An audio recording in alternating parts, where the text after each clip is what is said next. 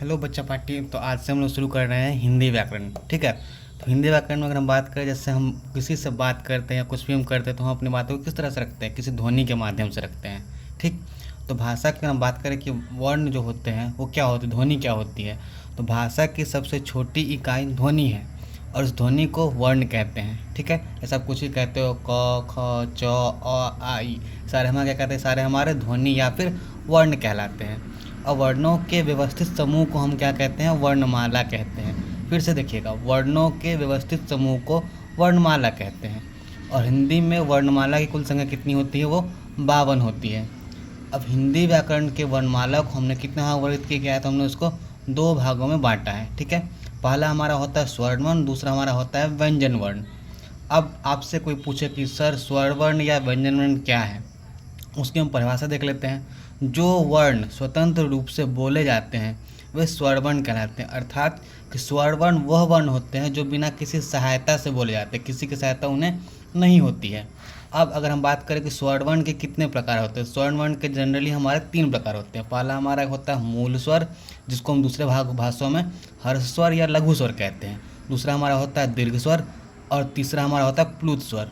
अब पूछे कि मूल स्वर, हर्ष स्वर या लघु स्वर क्या होता है, तो उसे हम कहते हैं, उसकी पहचान होती है अ, ई, उ, री। इनकी कुल संख्या कितनी होती है, इनकी कुल संख्या हमारी 4 होती है। अब बात करते हैं दीर्घ स्वर। दीर्घ स्वर की संख्या कुल कितनी होती है, 7 होती है। होते क्या क्या है देख लेते हैं। आ, दीर्घी, दीर्घु, ए, ऐ, ओ, औ। ठीक है। इसकी संख्या कुल कितनी होती है, 7 होती है। अब बात करते हैं प्लुत स्वर। प्लुत स्वर जो होते हैं हमारे, जो जो शब्दों का उच्चारण, जो वर्णों का उच्चारण बहुत लंबे समय तक होता है, जैसे कि ओम, नमः, ये क्या है हमारे, ये प्लुत स्वर है। अगले बात करते हैं कि अब हम क्या इसके आधार पर बात करेंगे, हम उसके उच्चारण के आधार पर बात करेंगे। मूल स्वर क्या होता है, हर्ष स्वर क्या होता है और दीर्घ स्वर क्या होता है। तो जिन स्वरों का उच्चारण में बहुत कम समय लगता है उससे हम कहते हैं मूल स्वर, हर्ष स्वर या लघु स्वर कहते हैं। बहुत कम से कम समय में जिनका हम उच्चारण कर सकते हैं उसको हम कहते हैं मूल स्वर, हर्ष स्वर या फिर लघु स्वर कहते हैं। और बात करते हैं हम प्लुत स्वर की। जिन स्वरों के उच्चारण में सबसे अधिक समय लगता है उसे हम कहते हैं प्लुत स्वर। जैसे आप बोल के देख सकते हो कि ओम, बहुत लंबा समय लग रहा है इसको बोलने में। फिर बात करते हैं हम किसकी, दीर्घ स्वर की। जिन स्वरों का उच्चारण हर्ष से अधिक समय लगता है तथा प्लुत से कम समय लगता है उसे हम कहते हैं दीर्घ स्वर कहते हैं। फिर से, जिन वर्णों का उच्चारण हर्ष स्वर से कम और प्लुत स्वर से ज़्यादा समय में लगता है, यानी कि दोनों के बीच का, उसको हम कहते हैं दीर्घ स्वर। जैसे कि उसका हम देख सकते हैं आ, ई, उ, ए, ऐ, ओ, औ। अब बात करते हैं कि स्वरों की संख्या जो होती है वो कितनी होती है। स्वरों की संख्या कितनी होती है, हमारे 11 होती है। और इसमें 2 क्या होते हैं, 2 हमारे अयोगवाह होते हैं। अयोगवाह क्या क्या होते हैं, हमारे अंग और अ को हम कहते हैं अयोगवाह कहते हैं। आप अपने अगर अ या आपने वो पढ़ा होगा तो उसमें आपने देखा होगा कि इसकी कुल संख्या 13 होती है। ठीक है। देख सकते हैं कि अ, आ, हर्षी, दीर्घी, हर्षु, दीर्घु, री, ए, ऐ, ओ, औ, अंग, अ, ये हमारे होते हैं।